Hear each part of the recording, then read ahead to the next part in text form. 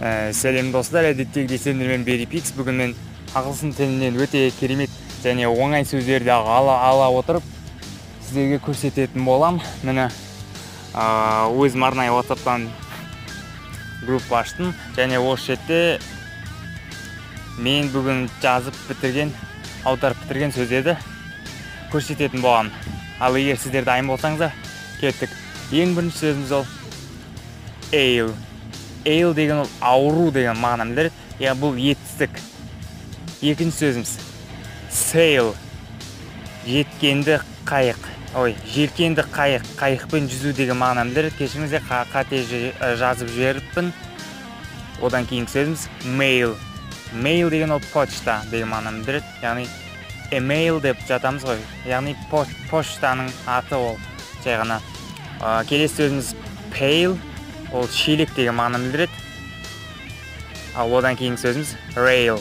Rail дегеніміз ол темір жол деген мағынаны білдіреді. Яғни темірдің жүретін жолын айтатын боламыз.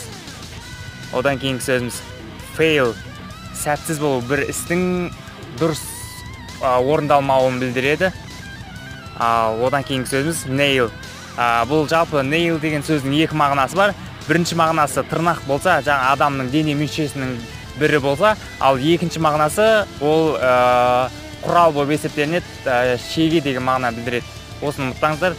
Және одан кейінгі сөзіміз ол jail. Ал jail деген ол түрме деген мағынаны білдіреді. Бірақ мағынасы бар. Жай ғана түрме, jail. Одан кейінгі сөзіміз wail, ол зар деген сөз. Яғни зар, дауыс, ащы дауыста айтамыз. Қазақ тілінде ол зарлау деген сөздер бар. Аңырау деген сөздермен іспеттес сөздің бірі. Яғни мен бұны зар деп алдым. Тек қана зар. Бұл зат ешқандай етістікке жатпайды. Яғни зарлау деген мағынаны білдірмейді. Тек қана зар деген мағынаны білдіреді. Одан кейінгі сөзіміз hail. Hail деген бұл бұршақ деген мағынаны білдіреді. Яғни ол қардан кейін жауатын түйіршек. Аспаннан түсетін түйіршекті айтамыз. Және бұршақ төгу деген мағынаны білдіреді. Ең соңғы сөзіміз ол tail. Бұл tail деген сөзіміз ол құйрық деген мағынадан шыққан. Бірінші мағынасы яғни құйрық, ал екінші мағынасы ол соңғы деген мағынаны білдіреді. Яғни соңғы әрекет жасау және соңғы істі бітіру, соңғы деген мағынаны білдіреді.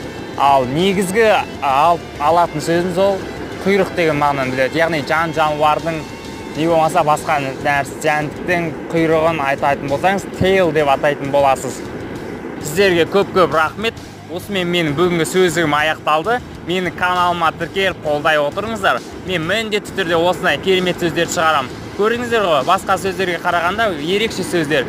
Ale, sail, mail, pail, rail, fail, nail, jail, wail, hail, tail. Көрдіңіздер ғой, өте оңай. Сау болыңыздар. Каналға тіркелуді ұмытпаңыздар.